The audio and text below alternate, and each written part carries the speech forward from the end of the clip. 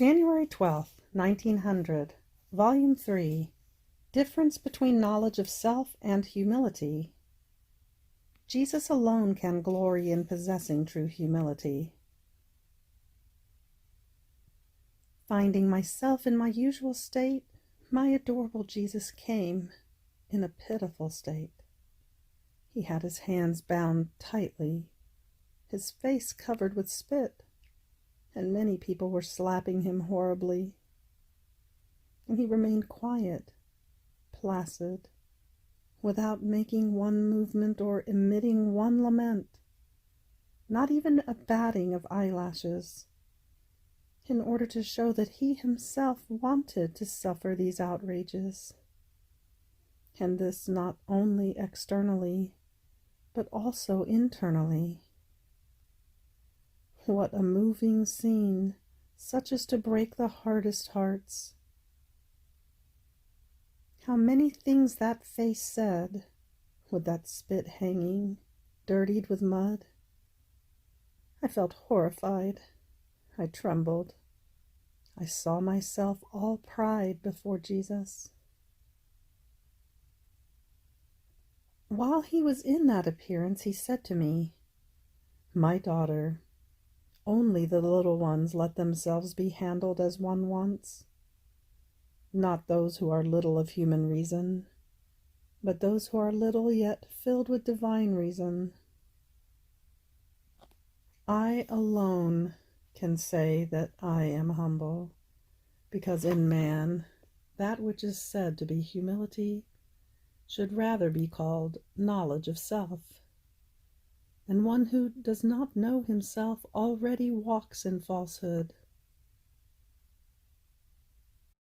Jesus remained silent for a few minutes, and I stayed there, contemplating him.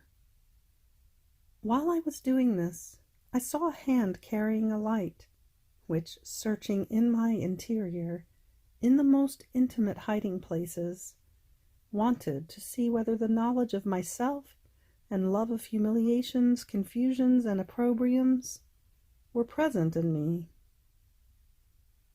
That light found a void in my interior, and I too saw it, which had to be filled with humiliations and confusions, in the example of blessed Jesus. Oh, how many things that light and that holy face which was before me made me understand. I said to myself, a God humiliated and confused for love of me, and I, a sinner, without these insignia. A God stable, firm, in bearing so many insults, to the point that he does not move, not one bit, to shake that disgusting spit off of himself. Ah, his interior before God and his exterior before men are made manifest to me.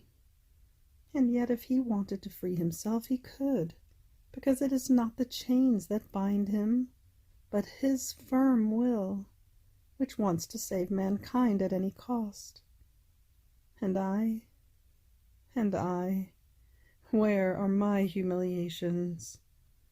Where the firmness, the constancy in doing good for love of my Jesus and for love of my neighbor?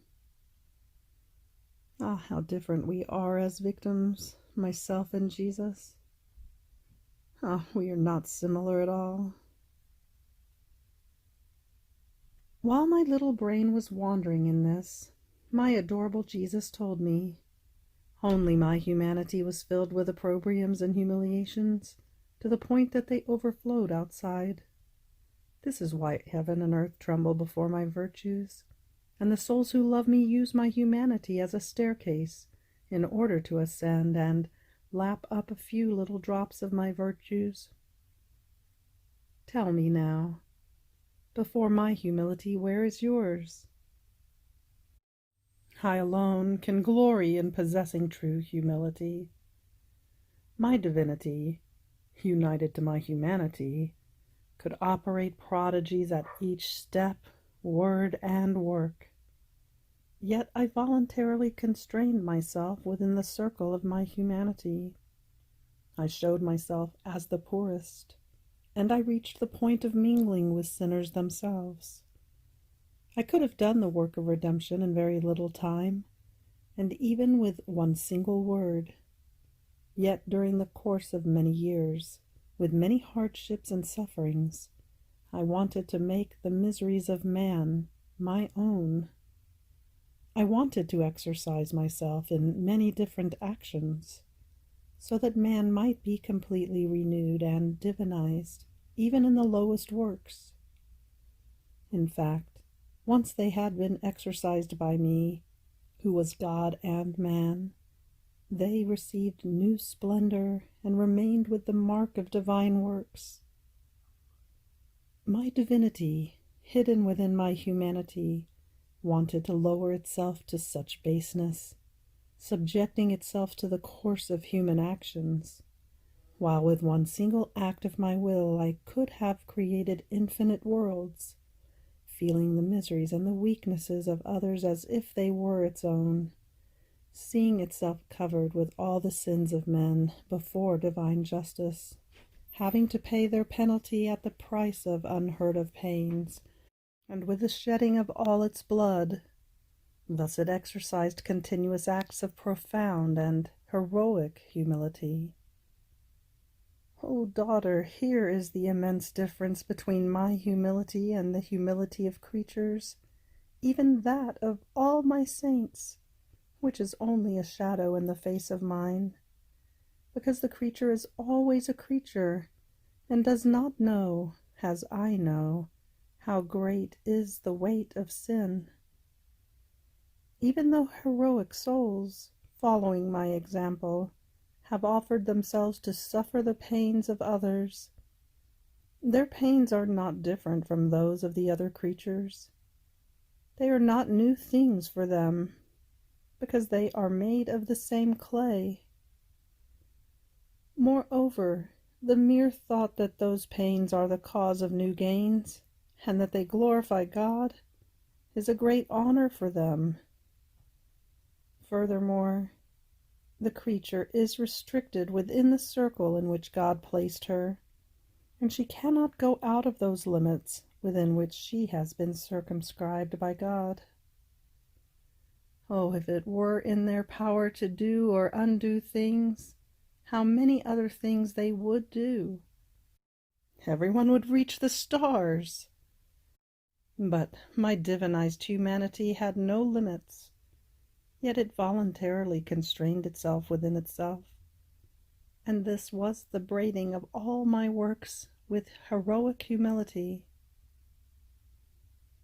This had been the cause of all evils which inundate the earth, lack of humility, and by exercising this virtue, I was to draw all goods from divine justice. Ah, yes, no concessions of graces come from my throne, if not by means of humility, nor can any ticket be received by me, if it does not carry the signature of humility. No prayer is listened to by my ears, and moves my heart to compassion, if it is not perfumed by the fragrance of humility. If the creature does not arrive at destroying that seed of honor, of esteem, and this can be destroyed by arriving at loving to be despised, humiliated, confused, she will feel a braiding of thorns around her heart.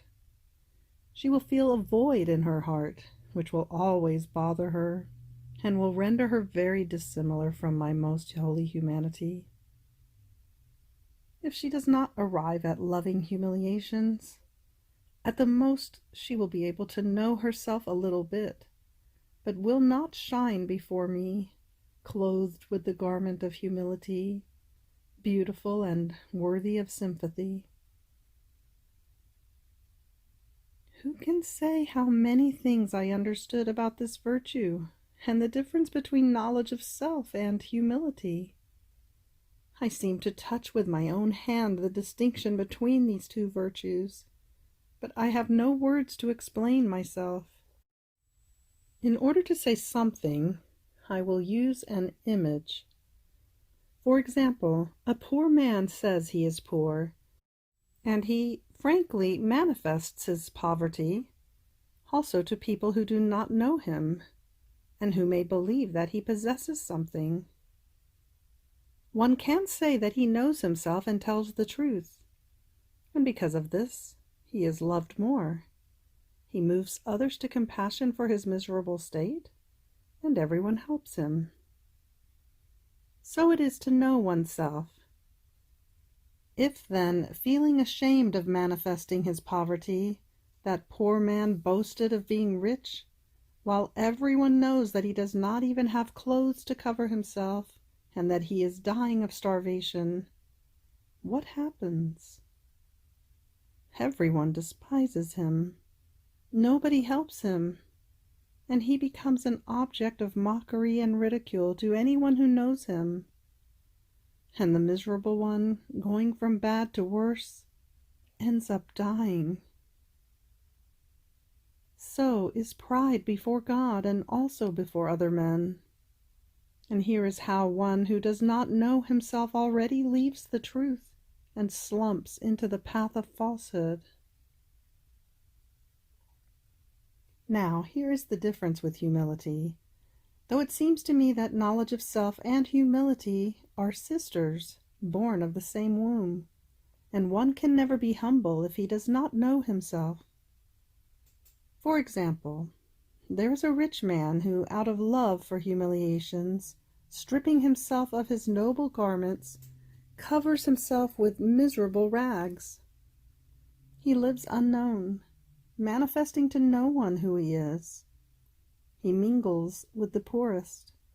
He lives with the poor as if he were one of them, and makes scorns and confusions his delights.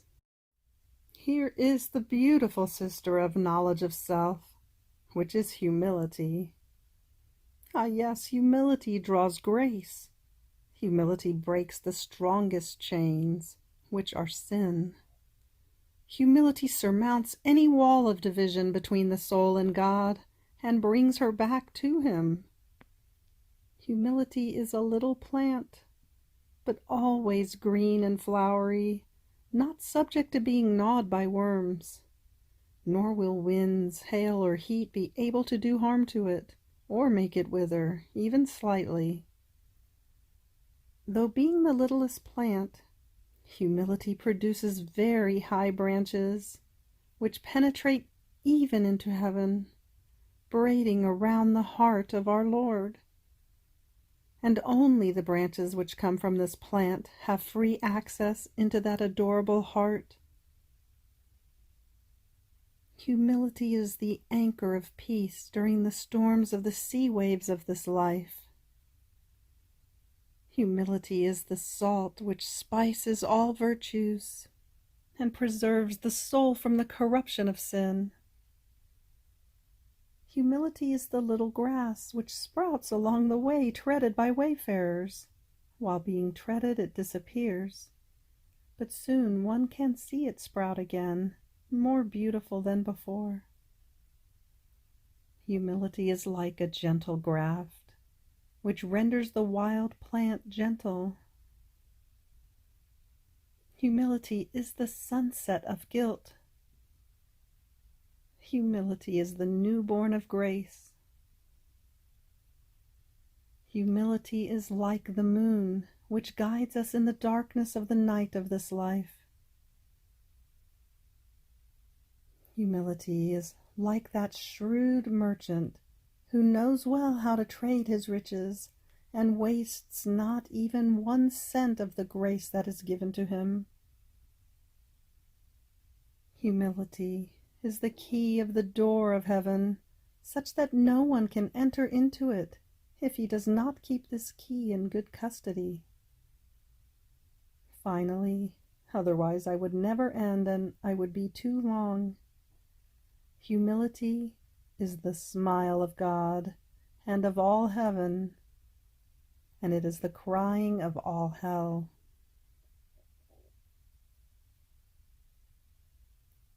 January 12, 1902, Volume 4, The Blindness of Men, Jesus speaks about divorce. Contradictions are precious pearls. It seems that my adorable Jesus continues to come a little bit. This morning, then, transporting me outside of myself, he showed me the great evils of society and his great bitternesses, and he poured into me abundantly part of what embittered him. Then he said to me, "My daughter, see now where the blindness of men has reached, to the point of wanting to make laws which are iniquitous and go against themselves and their own social welfare. My daughter, this is why I am calling you to sufferings again, so that as you offer yourself with me to divine justice, those who must fight this law of divorce may obtain light and efficacious grace in order to be victorious. My daughter, I tolerate that they make wars and revolutions, and that the blood of the new martyrs inundate the world. This is an honor for me and for my church. But this brutal law is an affront to my church, and it is abominable and intolerable to me." Now, while he was saying this, I saw a man who was fighting against this law, tired and exhausted in his strengths, in the act of wanting to withdraw from the enterprise. So, together with the Lord, we encouraged him, and he answered, "I see myself almost fighting alone and unable to obtain the intent." And I said to him, "Courage, for contradictions are as many pearls which the Lord will use to adorn you in heaven." And he took heart and continued the enterprise. After this I saw someone else, all weary and concerned, not knowing what to decide, and someone saying to him, "Do you know what you should do? Get out of Rome." And he, "No, I cannot. This is the word given to my father. I will lay down my life, but as for getting out, never." Afterwards we withdrew. Jesus disappeared, and I found myself inside myself. January 12th, 1916, Volume 11, Current and Future Chastisements of the Nations, in particular of Italy. I was lamenting with blessed Jesus because of his usual privations, and I was crying bitterly. My adorable Jesus came, but in a sorrowful state, showing how things will get worse and worse. This made me cry more, and Jesus told me, "My daughter, you cry for the present times, and I cry for the future. Oh, in what a maze will the nations find themselves, to the extent of one becoming the terror and the massacre of the other, and of being unable to get out by themselves. They will do things as though crazy and blind, to the point of acting against themselves. And the maze which poor Italy is in, how many shocks she will receive. Remember how many years ago I told you that she deserved the chastisement of being invaded by foreign nations? And this is the conspiracy that they are weaving for her. How humiliated and annihilated she will remain. Too ungrateful has she been with me. The nations for which I had predilection, Italy and France, are those which denied me the most. They held hands in offending me. Fair chastisement, they will hold hands in being humiliated. And they will also be the ones who will start war against the church. Ah, my daughter, almost all nations united to offend me.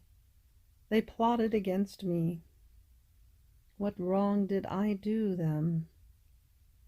Almost all of them deserve chastisement. But who can say the sorrow of Jesus, the state of violence in which he was, and also my fright? Out of fear, I said to my Jesus, how can I live in the midst of so many tragedies? Let me be the victim. Save the people or take me with you. January 12th, 1932, Volume 30, Round in the Divine Will. Pledges, advances, and contracts on the part of creatures. Capital on the part of the Creator. Echo that the divine will forms in creatures. According to my usual way, I was doing the round in the acts done by the divine will. I felt that in it and with it I could embrace everything, remember everything, look at everything of what the divine will had done. It was the infinite theater that presented itself before my little mind, that with divine and innumerable scenes let me taste unspeakable sweetnesses and the most beautiful and enchanting scenes that the power of the divine Fiat had put forth in the round of creation, redemption, and sanctification. It seems that it is a round that has been made in the course of the centuries, and in this round so many beautiful and marvelous things were done as to amaze heaven and earth. And this round was made in order to let us make the round of our going around, in order to let us know how much it can do and knows how to do for our love. So while I went around in the infinite round of the divine volition, my lovable Jesus, visiting his little newborn, told me, "My little daughter of my will, if you knew how much I enjoy seeing you go around in the infinite round of my supreme Fiat, and in seeing you stop as surprised before its prodigies, its admirable and adorable works, its enchanting and enrapturing scenes, in the ardor of my love I say, how content I am that my daughter is spectator and enjoys the admirable scenes of he who has created her. But this is not enough. You must know that in order to acquire a property, there is needed one who must cede it, must give to the one who would take it the freedom to visit it, of leading her as though by the hand, in order to make known to her all the goods that there are, the fountains that it possesses, the rarity and preciousness of the plants, the fertility of the earth. And this serves in order to infatuate the one who would acquire it. And for the one who would acquire it, it is necessary that she make the advances and have the contracts drawn in order to bind he who would cede the property, so that he would not be able to get out of it. Now, blessed daughter, wanting to give the kingdom of my divine will, it is necessary that you go around in its divine properties. And I, leading you by the hand, make known to you its interminable seas, the goods, the prodigies, the surprising wonders, the joys, the happinesses, all the things of infinite value that it possesses, so that by knowing it, you love it. And you would fall in love so much that you would not only not know how to live without it, but would give your life in order to acquire a kingdom so holy, peaceful, and beautiful. But this is not yet everything. Your part is needed, your pledges, your advances and contracts. And our love and goodness is so much that it wants to give our will as property, so it belongs to the creature, that it places at her disposition what it has done, so that creatures might make use of it as equivalent pledges and contracts, in order to receive a gift so great. Now, as you go around in creation and look at the sky, and you feel happy in seeing the beautiful azure vault studded with stars, the sun shining with light, and recognize and feel still beating the divine fiat that has created it for love of creatures, and your little love springing forth from your heart loves he who has loved you so much. Your love is sealed in the heights of the sky, in the light of the sun, and you give us the sky for pledge, the stars for advance, the sun for contract, because they were created for you. And it is enough that you possess our will as life, that it is already yours, and can be the valid contract in order to obtain its kingdom. And the same with as you go around in all other created things. You would recognize them and love us, and however many times you repeat your going around, so many times you repeat the pledges, you make the contracts, and you arrange to dispose things, to give graces and helps, in order to give as kingdom the great gift of the fiat voluntas tua, as in heaven, so on earth.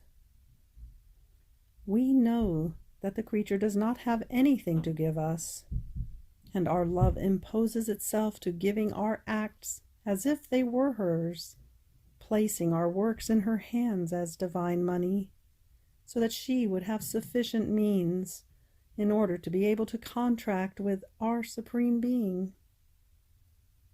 But if she doesn't have anything, she has the little love issued from ours in the act of creating her. Therefore she has a particle of the infinite love of God. And when the creature loves us, she places the infinite at attention. We feel the magnetic strength of the particle of our infinite love that, hovering in her, loves us, elevates, extends, and reaches even to us, and wants to enter into the infinite from which she came forth.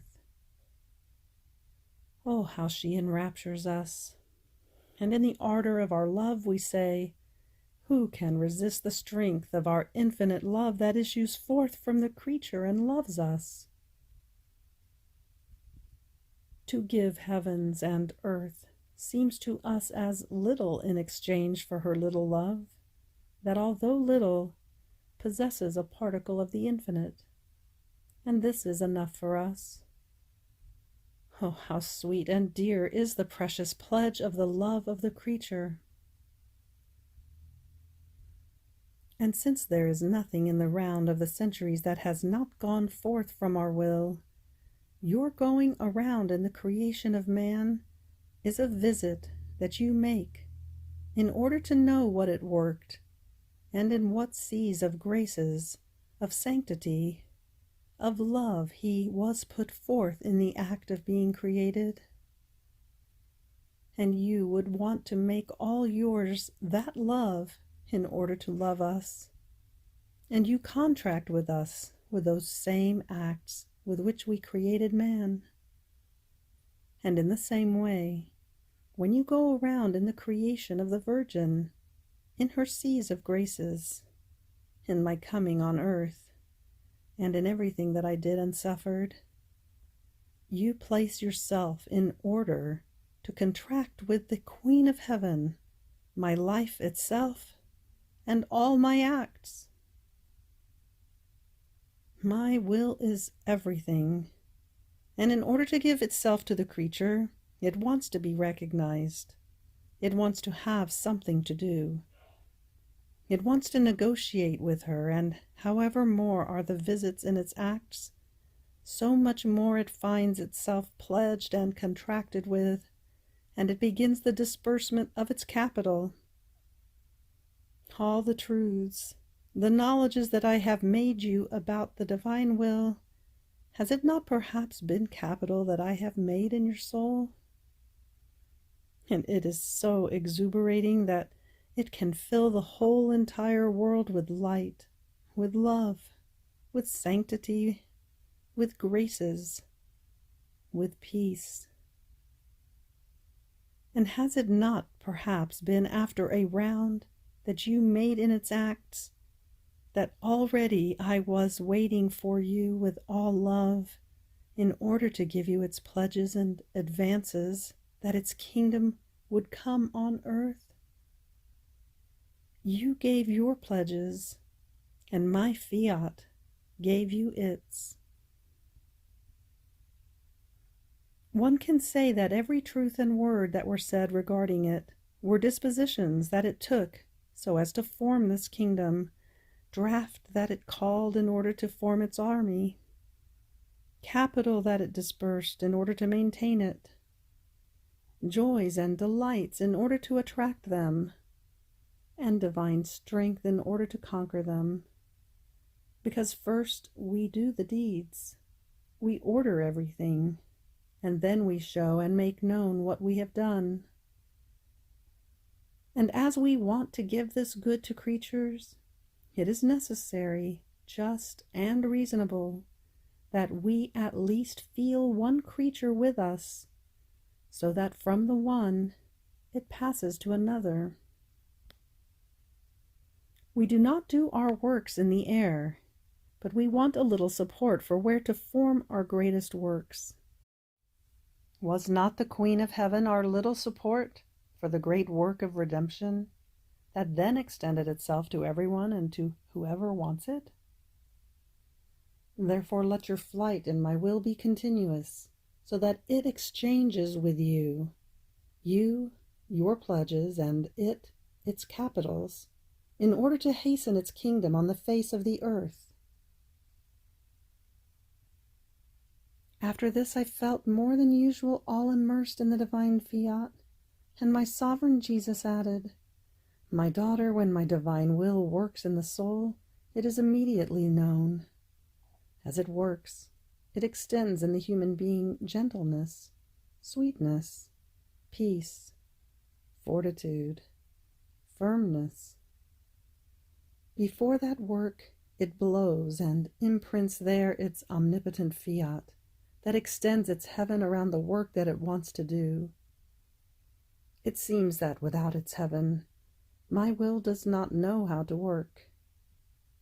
And while it works, it makes its sweet, harmonious echo resound in the three divine persons, calling them to be acquainted with what it is doing in the soul, because one being the will of what it was working in her, with that of the divine persons, it happens that what it does in the divine persons, it makes its powerful echo resound in the creature. And in this echo it brings her admirable secrets, ineffable sweetnesses, the inseparable love of how the divine persons love, the sweet accord between themselves. This echo is the bearer of the most intimate things of the Supreme Being into the creature. Where my will is operating, the echo of the one fuses into the other, that from above makes itself divine revealer, that from below, resounding in God, has the virtue of powerfully speaking with divine ways for the good of creatures, and about the same love that they want from them. My will with its power forms the sweet chains, and identifies and transforms God and the creature in a way that God feels remade in the creature, and she feels remade in God. Oh, my will, how very admirable and powerful you are! Your sweet chains extend and bind God and creatures, so that all return to me into my divine bosom. End of January 12th. Fiat.